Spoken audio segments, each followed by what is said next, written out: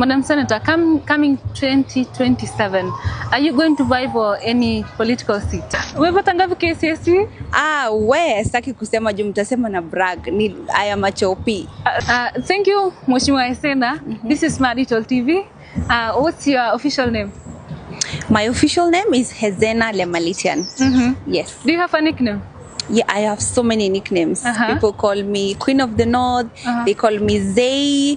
My very close friends call me Zay. Some call me Zena. Others call me high school classmates called me Portia. I don't know. Naimal. Naimarumaru. Naimala. All those are my nicknames.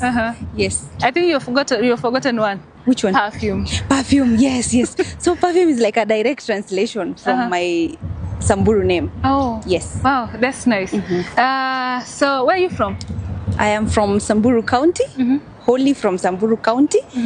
My family is from Samburu North, Baragoi. I grew up in my younger days, toddler days in Maralal, teenage days in Samburu East. So I'm from the whole of Samburu County. Oh, wow. Yes. Where did you do your KCP? KCP, that's primary. Milimani Primary School in Maralal. Yes. High school? St. Teresa's Girls, Wamba. And then University of Nairobi. Impressive. School of choice. Umepata ngapi KCSE? Sitaki kusema juu mtasema na brag. I am a chopi. So this is a very bright senator. Yes, very bright. Ungetuambia tu, but it's fine. Okay, I was like top 3. Yes. Yeah. In St. Teresa's. Sure. And actually when you mentioned St. Teresa's, yes. Like kila mtu anajua ni wapi. Yes. Yeah. Yes. That's awesome. So are you a tea or a coffee person or just water? Tea. I'm a teetotaler. Wow. So which is one misconception people know about you or think about you? People actually think I'm very abrasive. But I'm a very gentle person. I'm very gracious. And they also think I'm so outgoing. I'm not. I'm an introvert. I like my me time and my me space. I'm not a very outgoing person. Wow. Okay, so you haven't told us about your position right now. Like, who is Hezena? So, wow, Hezena is so many things. I am, first of all, a beauty queen, still the reigning Miss Commonwealth Kenya. I am a global peace, culture and charity ambassador for the Commonwealth, also global peace ambassador. Yes. And I am a senator in the Republic of Kenya, serving in the 13th Parliament. I am also, I am so many things. I'm the founder and executive director of Hezena Lemalitian Foundation. I'm the founder of Pasuli Sports. Oh, there are so many. And you are Moponi? And not a no Moponi, no Masola. But again, anyway, those are just for the jokes, for the fun of being part of our culture. Sure. I am also the International Youth Leader of the Year 2023. And I was also recently inducted to the Young African Leaders Hall of Fame.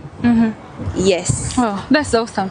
So, Mheshimiwa, which kind of like a politician would you think might be dangerous? Is it a lying politician or a broke politician? I think a lying politician, that would be very dangerous because the moment you lie, you lose integrity in every sense of the word. Once you have no integrity, you have nothing at all. I think one famous writer said something about that. There are 3 things you must possess, but above the 3, if you have no integrity, you have nothing at all. Sure. Yes. Okay. So, Madam Senator, what keeps you up at night? The dreams and the vision I have for Samburu County and for my country, that keeps me alive. That I want to leave a legacy on earth during my time of living. The desire to change people's lives, the desire to eradicate poverty, the desire to ensure that there is equality in the world, or at least fairness. Sure. So if you were to preach Samburu to an investor, what would you say? Samburu County? Yeah. Have you forgotten I was the pioneer Miss Tourism Samburu? Oh my God. First of all, we have an untapped and explored cultural diversity. We have an explored geographical beauty. We have so much that needs to be discovered in Samburu County. We have 5 rare species of animals. We have the Gravy zebra, the greater and lesser kudu, the Somali ostrich, the reticulated giraffe, the did I forget anything? And then we have a beautiful, intricate culture. Our culture is one of the most beautiful and untampered with countrywide. When you look at our marriages compared to the Maasai, our marriage is so intricate. Our rites of passage ceremonies are so beautiful. I think we have the advantage of being very far away from the city. So that means our culture has not been encroached so much into by modernization and the Western cultures. So, and we have very warm people. Samburu people are very warm. They are friendly. They are hospitable. We have a very favorable climate for anything. We have the most beautiful topography in Kenya. We have mountains. We don't have lakes. We have huge rivers, the Milgis, Warges, Wasonyiro North. We have mountains. We have arid lands. If you want to feel the heat, go to Samburu East. If you want to feel the cold, go to Maralal. If you want to feel, that beauty of a very concentrated culture, go to Samburu North. So we have everything. Yes. Okay, so Mheshimiwa, what motivates you to stay in politics? Well, for me, I continue to say I'm not a politician, I'm a leader. So the desire to serve and lead people, that's what keeps me in politics. The desire to change systems from within, that is what brought me into politics. How do you handle political pressure and online harassment? I just deal with them head on. So what is political pressure? I think political pressure, if you're an intellectual, if you're a smart person, you will maneuver the political pressure intellectually. But the online harassment, of course, it's something very sad, and of course I hit back at them a lot of times. Sometimes I ask the people who are managing my social medias to deal with them, which is all is fair in love and war. And a lot of times we just ignore. But most importantly, I don't take it to heart, because I think I grew a thick skin. I remember when I was Miss Tourism Samburu, I think I was 16, 17 years old. And I remember people were actually body shaming me for being very skinny. And I remember somebody saying, "Oh, she's so skinny. If she passes a corner, hyena will follow her with the salt." So you can imagine, I didn't even have my ID, and somebody is telling me that if I was to collapse, that would have been the perfect time to collapse. But now I've been a diamond in the rough. Times and circumstances have shaped me. Senator, I'm so sorry to hear that. No worries. Oh my God. Okay, so how do you, which is your best way of solving conflict? Dialogue. Dialogue is a very important way to solve conflict, because a lot of conflict emanates from the lack of dialogue. A lot of people you fight with, it's because you don't have dialogue. I can tell you, for example, the people who have been sent to insult me online usually meet me, and once we have a conversation, they regret, because they're like, wow, Hezena is not actually the person we were told she is, because they are being paid to insult people. And I realized the moment you have a dialogue, you sort everything. Look at our post-election violence. There had to be a dialogue between the two front runners of the presidential election.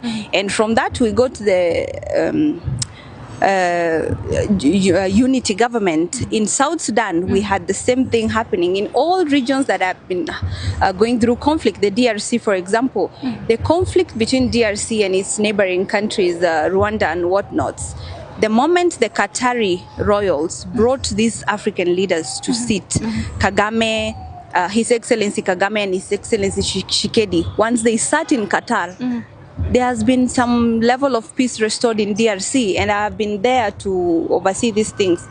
For me, dialogue is everything. Sure. Yes. Okay, so Madam Senator, coming 2027, are you going to vie for any political seat? Absolutely. I look forward to being the very first female senator of Samburu County. Oh, wow. Elected. Yeah. I wish you good luck for that. Thank you. Yeah, so what advice would you have or what advice would you give to women who are looking up for you, let's say when it comes to politics, let's say the young women who actually aspire you are trying something? I will tell them to be audacious, to be bold, to be firm, and not to be arrogant or rude. Because in being firm and audacious, you need to put a lot of systems in place. You can't be bold and firm if you are not informed about everything that's happening in the world, geopolitics, global politics, current affairs of the world. You have to be informed about nutrition. You have to be informed about politics. You have to be informed about economics. You've been trade. All those kinds of things. Environment, climate change. Once you are fully informed in almost every aspect of life, you're going to be bold and you're going to be confident, because they say confidence is infectious. Okay, how do you see technology shaping women's political participation? Technology, first of all, opens up spaces. In a tech-savvy world, we get to know through the various social media platforms about women who are progressing, not just locally but globally. Yes. So when we see these stories are brought to light, like what you're doing for women, when these stories are brought to light, other women are going to be able to be inspired.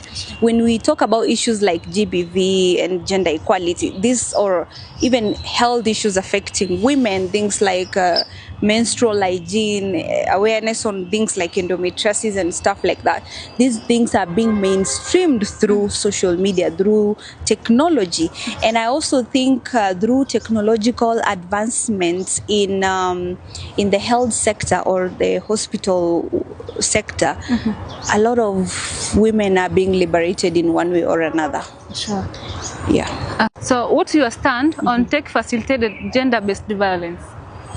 Actually, I feel like it's the new form of evil, because the moment you hit a keyboard to abuse women, cyberbullying, those kinds of things, social media abuse, a lot of people don't take a step back and think of the future, think about their children, think about their mother, think about their sisters, and the fact that whatever you write online stays there for life. People don't think about the consequences of this. So I think it's the first and it's the new form of wickedness, and it's the new form of gender-based violence, which countries need to come up with systems and measures to ensure that our social spaces are protected.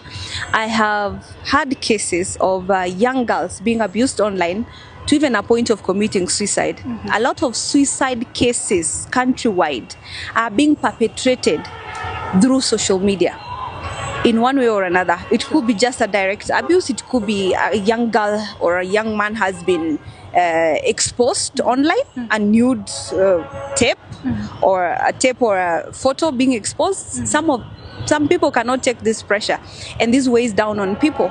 The other form is when you gang up and create, the way they used to bully children in school, because when you talk about gender, you're talking about men and women. Sure. It's not just the women. Yeah. So back in the days, they used to bully in schools and surround kids and beat them. And a lot of people using nowadays social media are the Gen Z. So imagine bullying a young, innocent person online, and calling on your team, your gang, social media gang, to come and bully this person. This person can easily commit suicide. The other way is the pressure.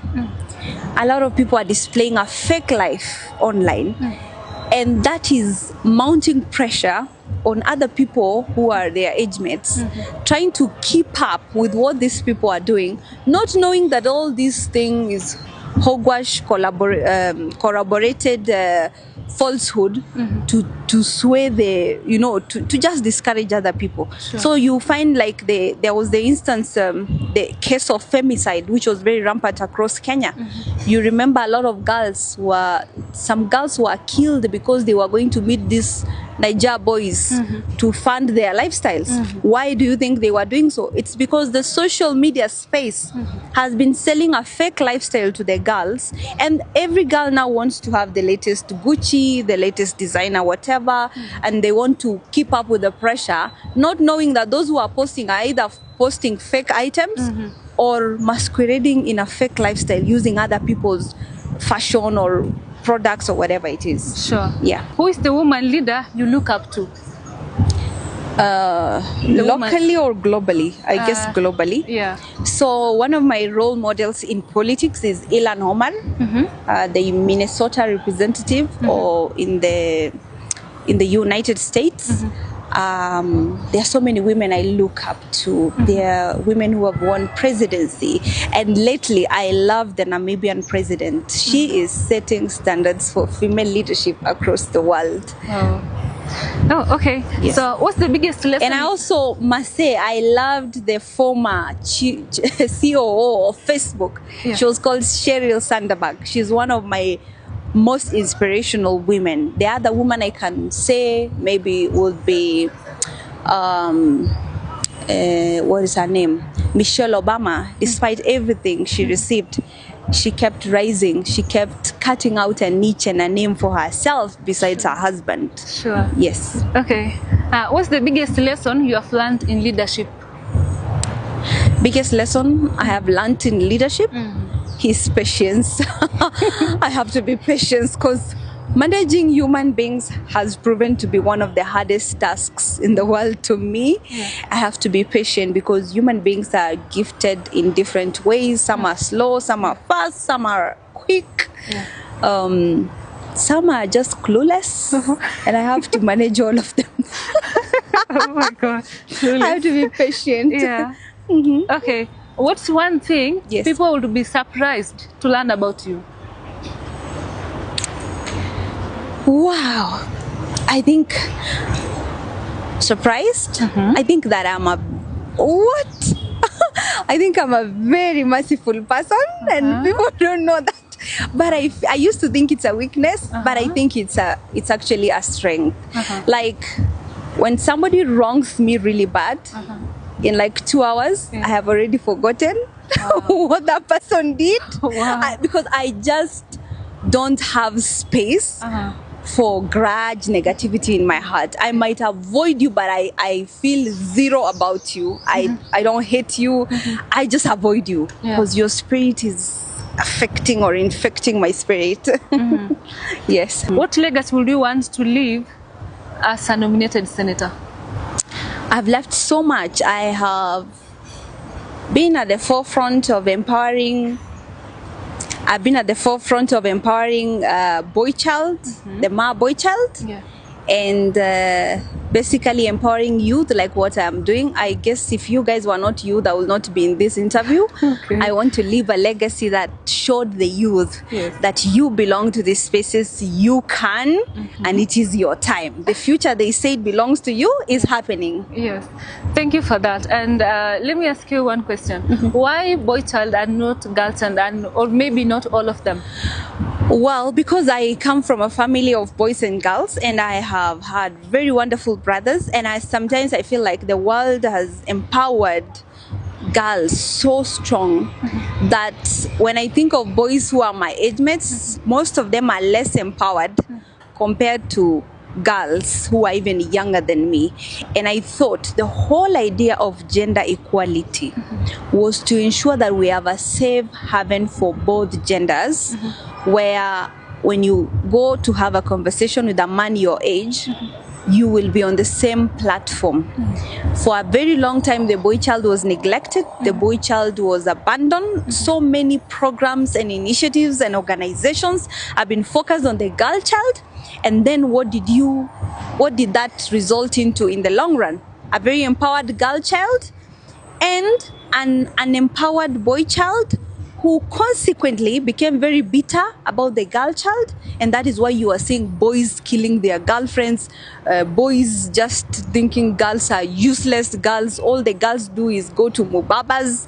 I just wanted to create that parity where the society is a balanced society. The whole purpose of gender equality was to ensure harmony within the society. But I have received a lot of cries from the girl child, which is fine. I have an event coming up soon, so they should stay tuned, maybe in a week or two. Wow. Yes. And I hope I will be informed, because I also need You better check out on my social media. I'm your follower. Okay. What's one change you hope to see in Kenya by 2030? Trend, patriotism. Uh-huh. I would want to see Kenyans loving their country. I would want to see national holidays being taken seriously, because the long-term effect of patriotism is love of our nation, protection of our resources, proper utilization of our public resources and facilities, people not dumping waste, people not leaving the public toilets dirty, people taking care of our environment, and then people just loving this country. Once they do that, there will be no corruption. Because imagine, instead of giving that person a bribe, you tell them, this is my country, I am in charge, and you are not getting any bribe. Sure. What will happen if every young person does that? Corruption will end. Definitely. Okay, Madam Senator, yes, ask me one question. Well, Nice that was unexpected. What is your life's goal for the next 5 years? Where do you see yourself? Oh, wow. Okay. Where I see myself in the next 5 years? I see myself growing mostly in this media sector, because I look up to this guy. He's not a woman, he's a man. Okay. Larry Madowo. I'm not saying I'm going to be Larry Madowo tomorrow, but I hope one day I'll be able to be that international, just national. Just, Larry is somebody who has really pushed himself, so that you are in the right track. Thank you. Well done. Thank you very much, and thanks for accepting our interview. Thank you, my dear. I'm really so happy. Thank you. Oh, I missed my flight.